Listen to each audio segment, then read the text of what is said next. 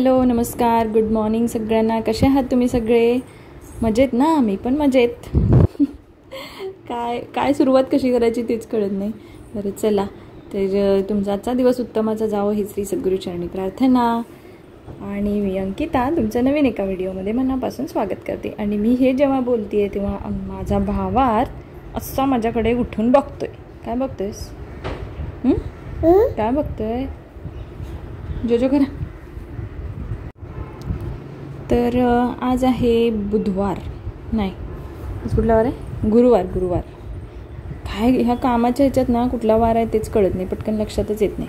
आता आणि ती ट्युशन बंद झाले त्याच्यामुळे काही समजतच नाही आहे कुठला वार चालू आहे, कुठली तारीख आहे, काय काय काय काय कळेना. तर आज आहे गुरुवार आणि सकाळी टिफिन वगैरे दिला, त्याच्यानंतर बाकीचं सगळं आवरून घेतलं आणि भांडी धुवायची होती. तोपर्यंत ही भांडी ना दुपारची आहेत, मी दुपारी घासते ही भांडी. सकाळी काय झालं, माझं सगळं आवरलं देवपूजा वगैरे आणि ह्याला खायला घालून झोपवणार होते. तोपर्यंत माझ्याकडं जी ट्युशनला मुलगी येते, श्रुती तिचं नाव आहे, ती मला माझ्याकडे आली मेहंदी काढायला. काकी मला मेहंदी काढा म्हणून.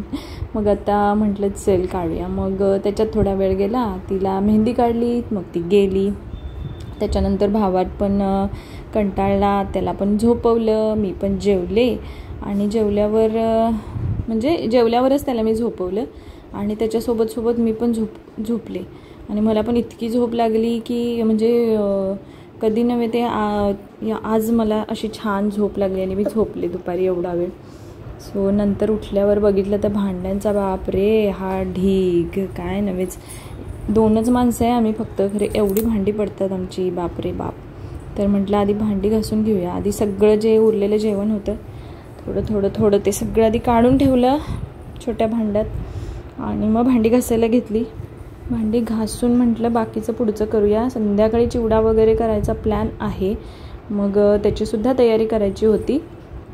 म्हणून म्हटलं सुरुवात करूया, कारण बसलं की मग बसायलाच होतं परत, मग कामं परत पेंडिंग तशीच राहतात.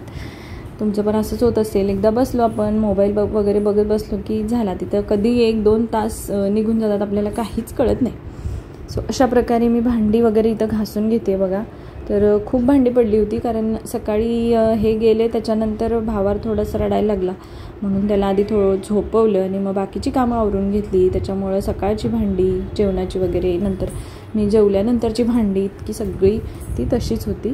म्हणून म्हटलं, आणि तो झोपला असल्या की पटपट घासून घ्यायचं म्हटलं ना तर थोडासा जरी आवाज झाला तरी तो उठतो. सो म्हटलं तो आधी झोपू दे आणि झोपून उठला की मग घासायला येईल. तर तो छान झोपला दुपारी, त्याच्यामुळं मला पण थोडीशी विश्रांती मिळाली, मी पण थोडी झोपले. आणि मग नंतर उठून भांडी घासली. नंतर मला बाकीचं सगळं चिवड्याची तयारीसुद्धा करायची आहे. आल्यानंतर संध्याकाळी मग म्हटलं जेवण वगैरे करून घेऊया. आता थोडंफार जेवण सकाळचं शिल्लक आहेच, सो भाकरी आणि थोडासा भात असं केलं की होऊन जाईल. तर इथे बघा भांडी घासून झाली, बेसिन पण तिथल्या तिथंच मी स्वच्छ करून घेते. काय हे फराळाचं वगैरे इतकं काम लोड होतं ना, म्हणजे जेवण पण बनवायचं आणि परत डबल ड्युटी, तर फराळ पण बनवायचा म्हटलं जरा जास्त लोड काम होते. आणि आमचा भावार्थ एक एक्स्ट्रा आहे. अच्छी गरमी तर इतकी वाढली, भांडी घासता घासता मला इतकी तहान लागली, म्हटलं आधी पाणी पिऊया. पाणी प्यायला घेत होते तोपर्यंत लक्षात आलं की अरे आपल्याकडे थंड आहे. मग फ्रीजमधून थंडा काढला आणि मस्त ग्लासवर थोडं पिऊन घेतलं आधी. आणि बाहेर आल्यावर जिथं जाईल तिथं आपलं काम वाट बघत असतं बरं का.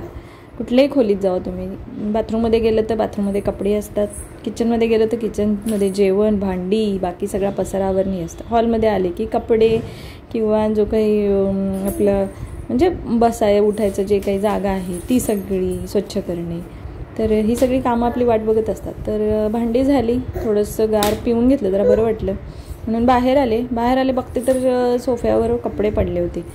म्हटलं आधी कपडे घडी घालून घेऊया, कारण मग तिथं जर मी बसले आणि भावार पण तिथं असला की तो ती सगळी कपडे एक एक एक करून असा खाली टाकत बसतो आणि त्याच्यातच खेळत बसतो.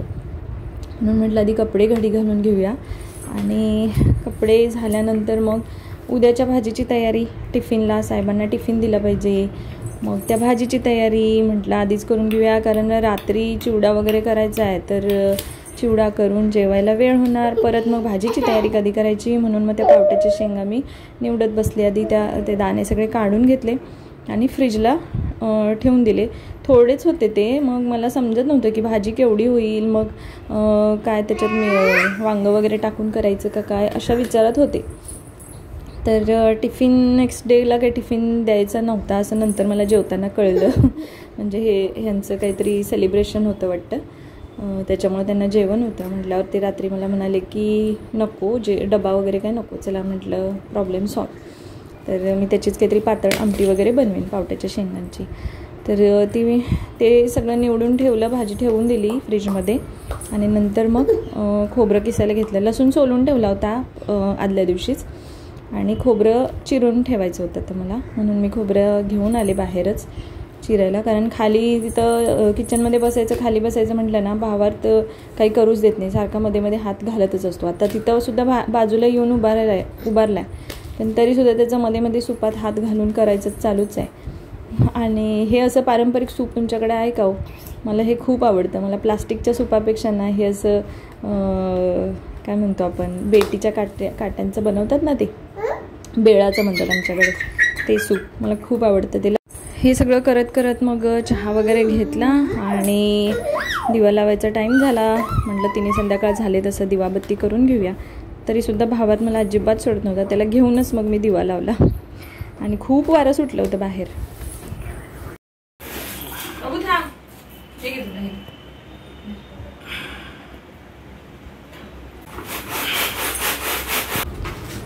नंतर मग मी चिवडा बनवूया म्हटलं, तर त्याच्यासाठी आधी हे सगळं चिवडा आधी व्यवस्थित साफ करून घेतला आणि नंतर मग फोडणी घालायला घेतला. भावात खूप मध्ये मध्ये मध्ये मध्ये करत होता, बघा ना इथे दिसतंय. इथं तुला हे घे पिल्लू, हे दर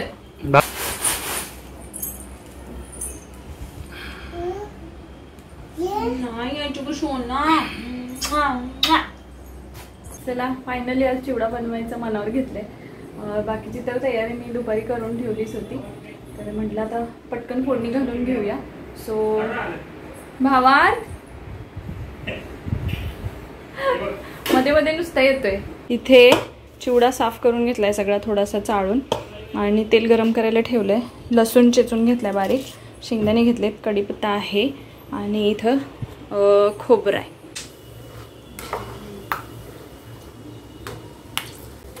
भाजलेली चणा डाळ पण टाकायची आहे, पण ती काढूनच ठेवली नाही मी, माझ्या लक्षातच नाही आलं, नंतर लक्षात आलं. तर इथे बघा शेंगदाणे असे छानपैकी तेलात तळून घेतले आणि जसे जसे तळतील तसं तसं मी ते पोह्यांमध्ये टाकत होते.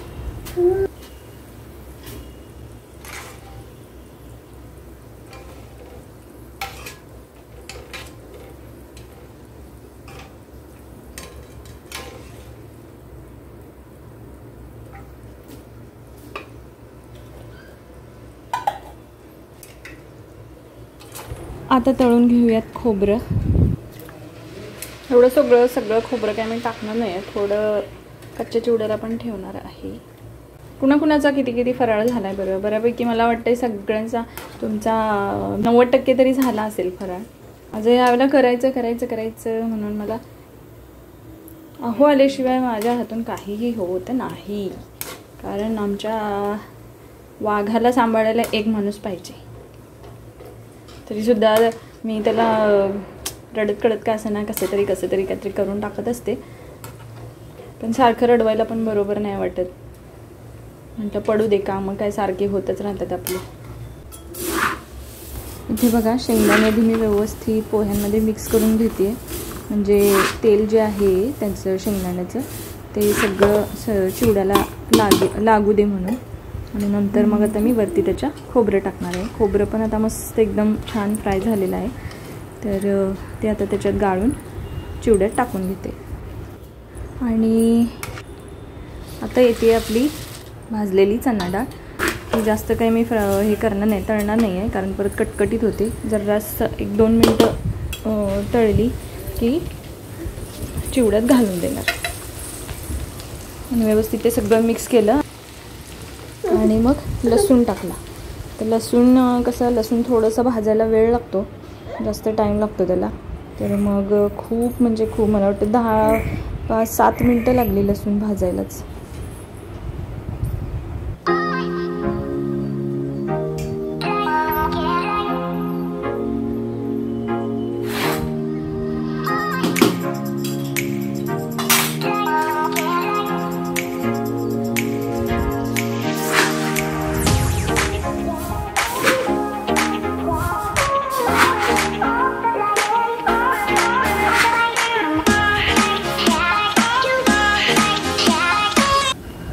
इथे बघा लसूण छान करपूस असा भाजला आहे. तर आणि जास्त थोडा वेळ ठेवला तर तो करपून जाईल, म्हणून मग मी आधीच काढला आणि व्यवस्थित चिवड्याला आधी तो चिवड्यामध्ये मिक्स करून घेतला. आता नंतर अजून काय कढीपत्ता घालायचा. कढीपत्ता टाकला आणि मी बाजूलाच झाले, कारण खूप तडतडत होता तो. कढीपत्ता पण छान खरपूस म्हणजे असा कुरकुरीत झाला आणि मग तो सुद्धा मी बाहेर काढला आणि चिवड्यावर टाकला. आणि गॅस बंद केला. बंद करून मग लाल तिखट आणि मीठ वगैरे टाकलं, कारण गॅस चालूच ठेवला की मग ते लाल तिखट सगळं जळून जातं. आणि त्याच्यानंतर मग मी ते सगळं मिश्रण चिवड्यावर ओतलं. आता मी काही चिवडा मसाला वगैरे काय आणलं नव्हतं आणि धनेजिरे पावडर पण काही केली नव्हती, कारण आमचं लाल तिखट, घरचं लाल तिखटच एवढं आम्ही एवढे सारे मसाले घालून करतो. म्हणजे कोल्हापुरी तिखट माहिती असेल तुम्हाला, तर एक्स्ट्रा वरून मसाले ॲड करायची काही गरज नसते सहसा. तर मी फक्त काय केलं, घरात ते जे गरम मसाला जो होता ना, त्यातलेच 1-2-3 चमचे टाकलं नावाला आणि मग व्यवस्थित सगळं मिक्स करून घेतलं.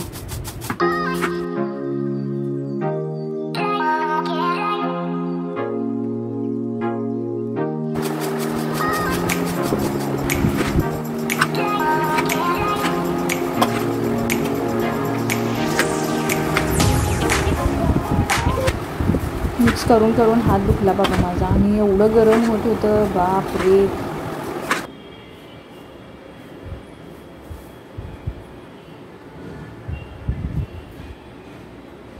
कॅमेराकडे बघून मग खरोखरच सांगा. नीट बरोबर नक्की परफेक्ट. मीठ नको घालायला. नको.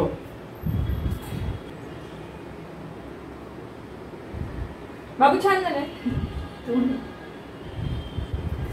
तर अशा प्रकारे चिवडा बनवून झाला. मी पण थोडासा टेस्ट करून बघितला, चांगला लागत होता. आणि ते कसं आहे, मुरला ना तो, तर दुसऱ्या नेक्स्ट डेला वगैरे तो छान लागतो. म्हटलं चला एक फराळाचं आयटम झालेला आहे. बघा कसा झाला चिवडा. दिसायला तरी चांगला दिसतोय, पण मी बाकीचे काय मसाले टाकलेले नाही. चिवडा मसाला वगैरे किंवा धनेजिरे पूड, आमचं जे घरगुती लाल तिखट आहे तेच टाकलं आहे.